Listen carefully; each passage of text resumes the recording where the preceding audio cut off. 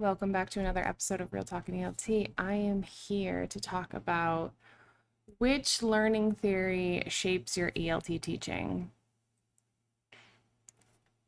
I'm going to get into it because I think some people don't think about what they're doing in the classroom. They're not really reflective of that. And then that translates into kind of a bit of a chaotic mess. And knowing these things, you don't have to be a scholar about learning theory, but I do think that you should be just generally aware of what you're doing in the classroom and how what you believe does impact what your students have to deal with, quote unquote, deal with you in the classroom. So they do influence how we teach. I've got notes here, so I'm going to kind of follow my notes so I don't get too sidetracked, though I probably will at some point.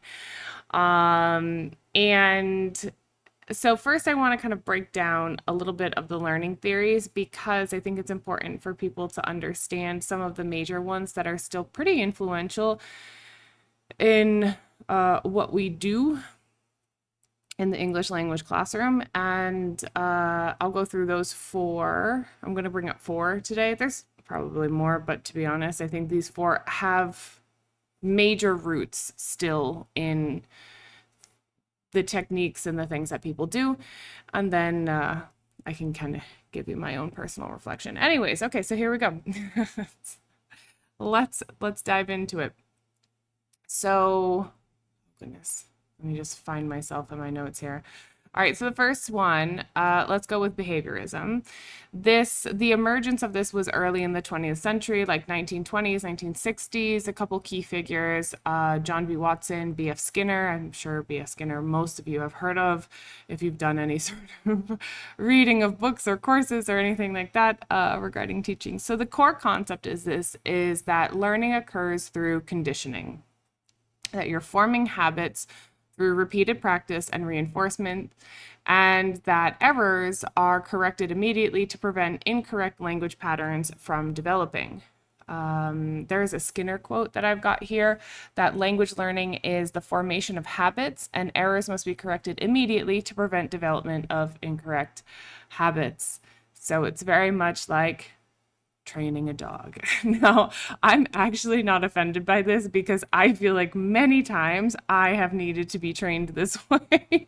For whatever reason, maybe it's the human condition, I have felt that this has been beneficial for me, but I know that people have their own personal views on this. So, key characteristics of this behaviorism in ELT would be a more kind of teacher-centered approach with a focus on controlled practice, because I want them to get as much repetition in as possible so that I know that they're being super accurate. Some techniques that you see in class is drilling, repetition, rote learning, habit forming. It's over and over, doing it again and again, so students can reproduce that language.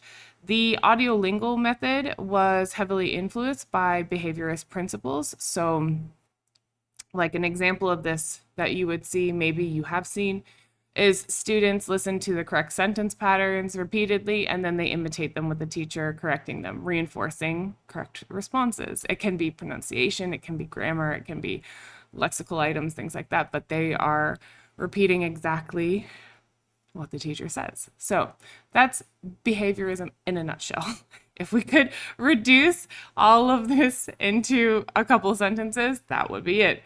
Then we move on to Cognitivism.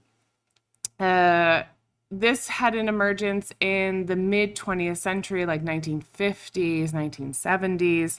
Some key figures here: Jean Piaget, Jerome Bruner, David Ausubel. I'm not sure if I'm saying his last name properly, but Piaget and Bruner, I think, are pretty well known in the ELT community. I'm hoping, minimally. But the core concept here is that learning is an active mental process involving the organization of information through mental schemas. So when we hear schemata, that's kind of the origin story of it. Piaget once said that learners actively construct knowledge by integrating new information with their prior knowledge. This is why we do lead-ins, people. It came from these ideas. So, Key characteristics that we do see in ELT is that it focuses on developing cognitive skills like problem solving, critical thinking, memory retention.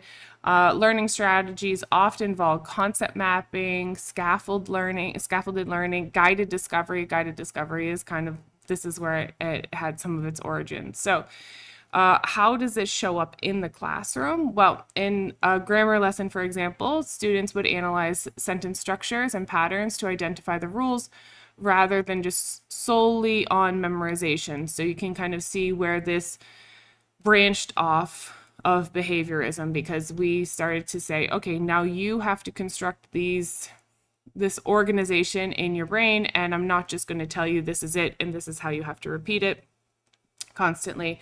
Obviously, if they wanted to be more cognitive about it. Yeah. Then we can move on to Constructivism. This was more later, a little bit later in the 20th century, the 1970s, the 1980s. We have some key figures here. Lev Vygotsky, Jerome Bruner was actually involved in this as well, and John Dewey. So, yeah. Interesting. Core concept being that learning is an active process where students construct knowledge based on experiences and interactions. So Vygotsky has a quote that says, knowledge is actively constructed by the learner through interaction with the environment. And some key characteristics that we start to see in the ELT classroom is that it focuses on active participation, problem solving, collaborative learning. And the activities would be things like task-based learning, project-based learning, role-playing, things like that. So you can see that it kind of went from teacher-led, I'm inputting information, to, well, no, maybe the students kind of need to think about it and organize in themselves, their brains themselves. And then it's moving now to, in the 70s and 80s, it's moving now to, well, actually, maybe they need to start interacting with people, and we start to see these things happening. So an example of this in a classroom would be like students collaborating on a project where they start to apply new vocabulary, language structures, but it's always in like a realistic context. So then, which is very weird to me, but in the early 21st century, we start to get into Connectivism. So from like the 2000s on, we have some key figures here would be like George Siemens, John Downes, and the core concept is that learning is distributed across networks, particularly digital platforms, and involves connecting to various sources of knowledge. So now you can see why it was odd to me, because I am a millennial. I'm an elder millennial. So my whole, even up until university, though we had the internet, oh my God, I'm not that old, but the computers, technology, internet, stuff like that was not really integrated into my education until the second half of my university years. So I was definitely part of the generation that had to go to the library, find a book, and write a paper about it. I couldn't just Google things. So this is why this is kind of interesting for me, because I lived through this. So it's just, anyways. Okay, side note. A key quote from George Siemens about this was, "The pipe is more important than the content within the pipe," which I'm not a huge fan of this, but I have to say, like, okay, you need to have the connection, but the content is really important. I actually think that this is where we start to see a dip in critical thinking, because we're more focused on just being connected to everything as opposed to not being judicious about what makes sense and what doesn't, and people start to lose focus on that. That's my personal comment on it. But so key characteristics that you would see in the English language teaching classroom would be that this emphasizes networked learning, digital collaboration, and online learning tools. Learners engage with multimedia resources, wikis, which are outdated at this point, which is crazy to me, blogs outdated at this point, so, and social networks. So the most recent would be social networks. And seeing this play out would be students participating in virtual language exchange platforms, doing things collaboratively, or contributing to discussion forums, expanding their language exposure. So you start to see people using the World Wide Web.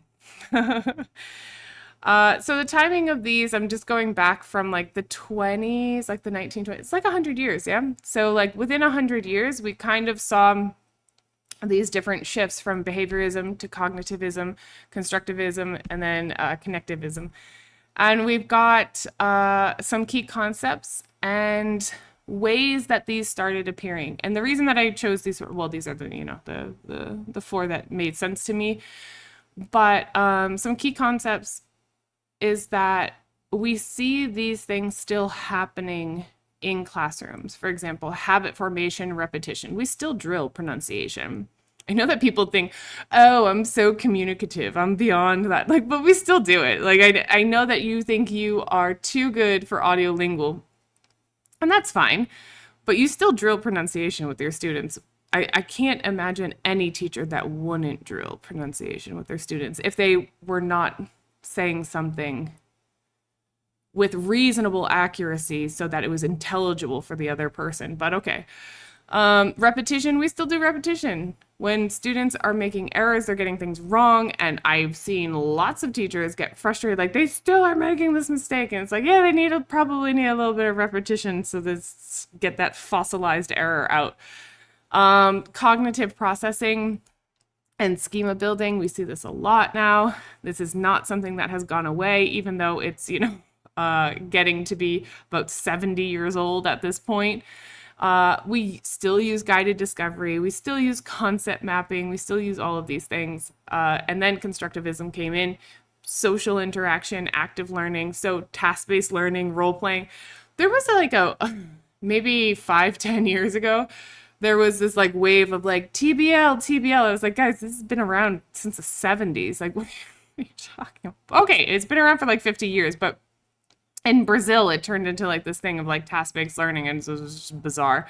But it's been around for years, and like role playing and doing all that stuff. Again, just kind of building off of what people think and how the theory behind how people are learning. And then, of course, now after the 2000s, people are doing more network learning, digital literacy, online platforms, collaboration, that type of stuff. So we see it even for things. It's funny because even things that have gone away now. I was talking this morning with a couple of colleagues about Jamboard. So Jamboard was like one of the online collaborative learning platforms where people were using it for students to have online classes and put content there and share ideas and copy and paste links and things like that. And it's gone. So yeah, it's weird. Things move really fast nowadays, I have to say.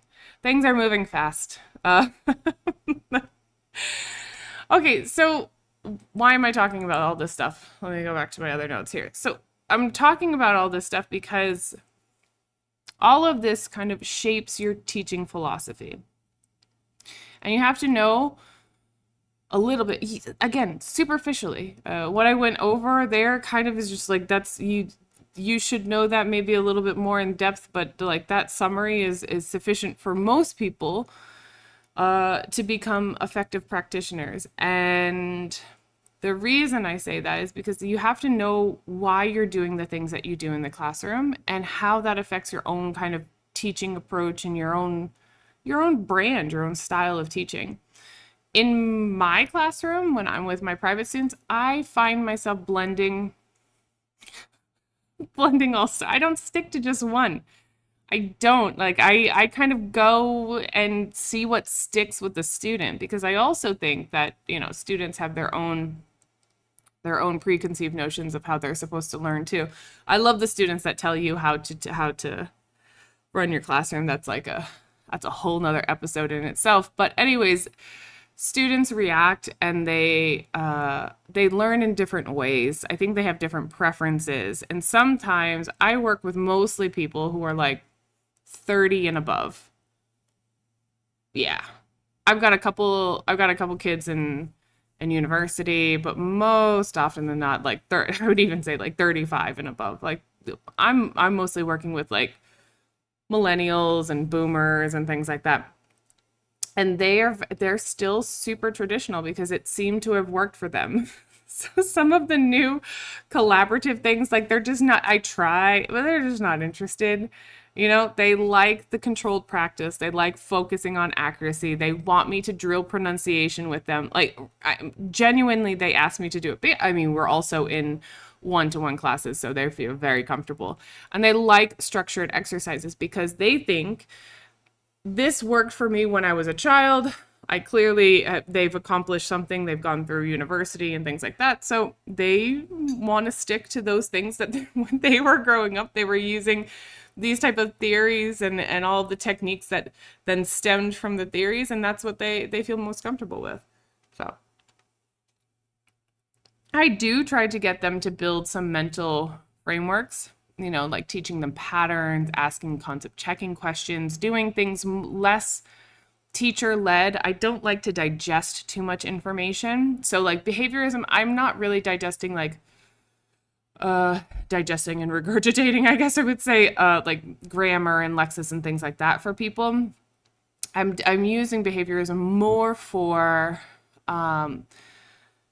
fixed lexical chunks, pronunciation, those types of things, like lots of repetition of that, just so they feel comfortable producing it in new and novel situations, you know, kind of responding,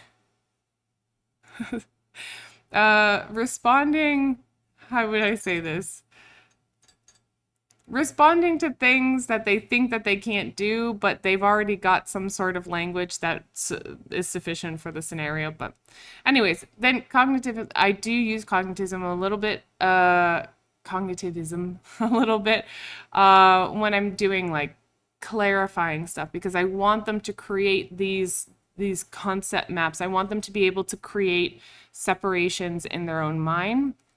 I think it helps when they're stuck in a situation and they can kind of dig into their brain and say, okay, like how can I dig myself out of the scenario?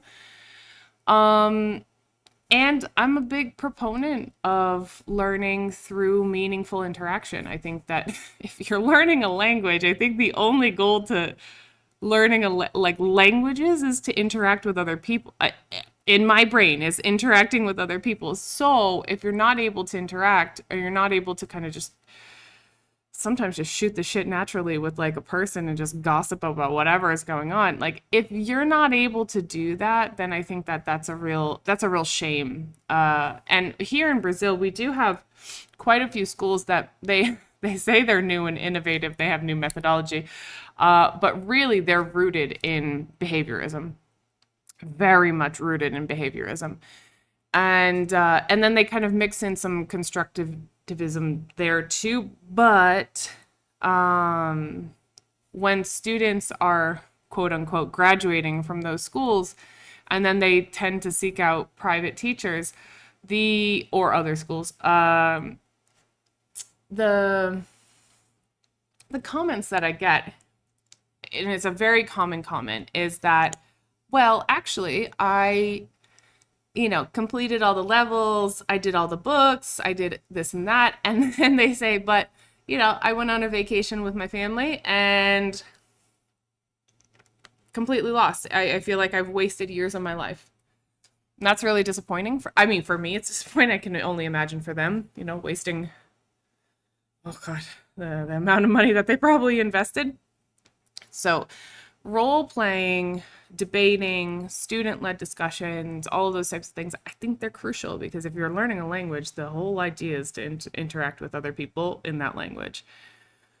And then I do get behind. I know I'm an elder millennial. I know I'm getting old in this game, and maybe my vision of education is like I'm gonna have to force myself to like accept some of the newer things. But connectivism, I actually see the benefit in learning through apps, online communities, the real world digital immersion, like just going and doing things. I'm very, very accepting of it.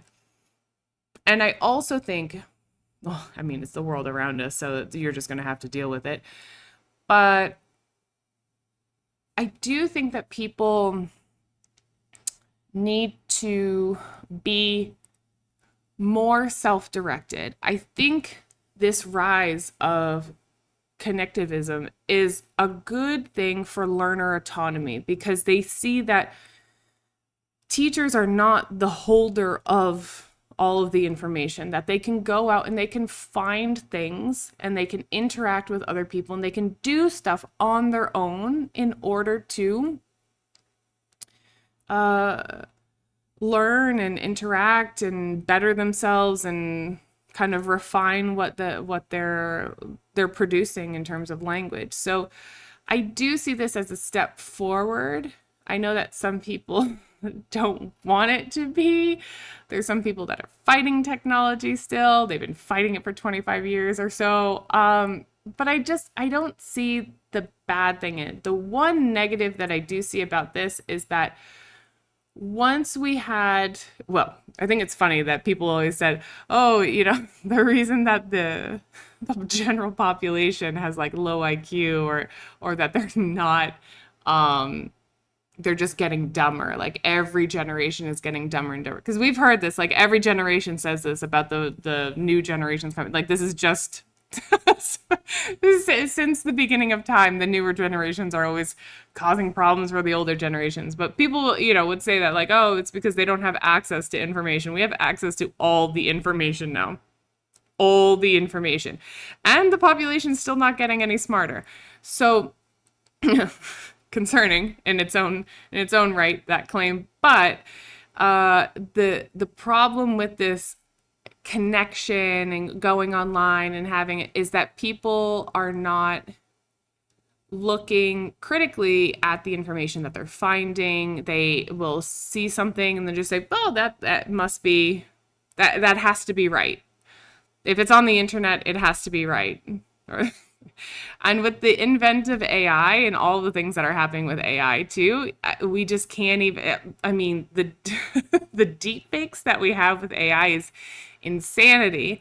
And the more people are letting that critical thinking muscle atrophy, the more problematic that's going to become. So yes, do I think it's a step forward in being able to have access to things, access to people, interacting with all sorts of, yeah, I do. I think that's a wonderful thing. But I also do think that people need to start being a little bit more critical, which I think some of the earlier theories, like Cognitivism, are helpful in doing that. So I think that we can't discard things that are of the past or old, because if we help people build these kind of mental frameworks and ask them questions instead of digesting the information for them, and they have to look at it and say, well, based on this evidence, X, Y, and Z must be true.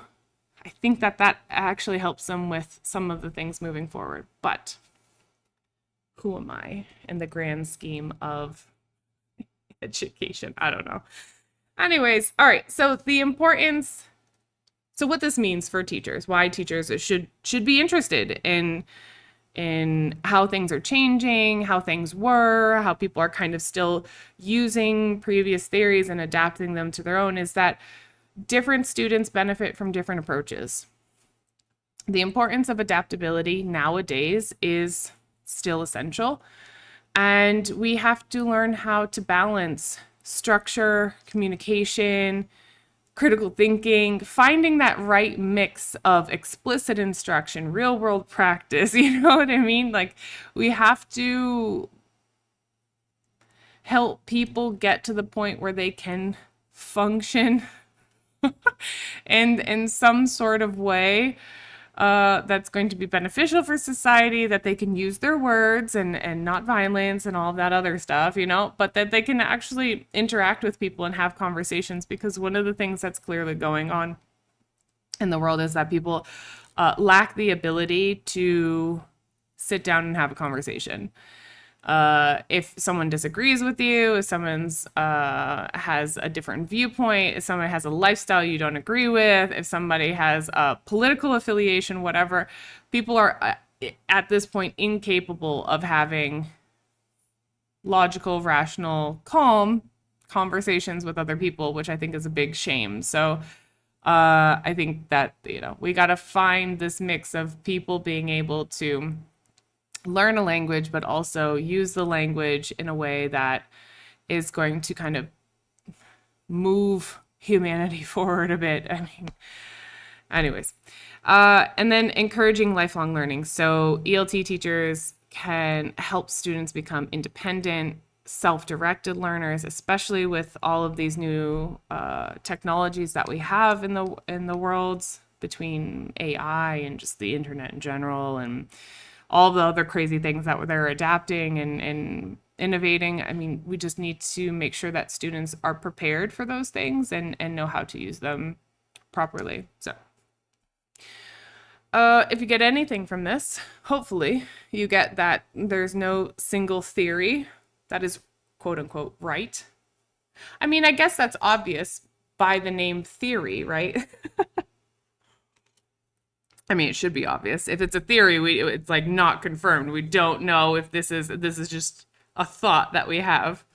But best teaching comes from understanding our students' needs, and trying to adapt accordingly. So whatever approach you use, techniques you try to use, the materials that you try to devise and create and adapt in the classroom. Yeah, so I guess working with new teachers, working with teachers who have been in the industry for a while, I would say that I always try to get them to think about, like, well, which theory resonates with your teaching style? Which one do you tend to lean towards, and why? Um, and are you being judicious in that leaning? Meaning, how can you balance a bit more? Because as I see it, I think that people probably need a mix. Because if you only do it one way, you'll see that there's going to be gaps and there's going to be holes. And our brains are so complex that we know some of what's going on in there, but we don't know a lot of what's going on in there. So it seems to me that students should have stimulus in multiple different ways. And they, of course, have their preferences, but all of these things, from repetition to kind of building organizations in their head, to connecting, to interacting real world, I think all of those things, they're still very valid in 2025. So that's all I have for today. Hopefully this was helpful, little insights here and there, and I will see y'all in a bit.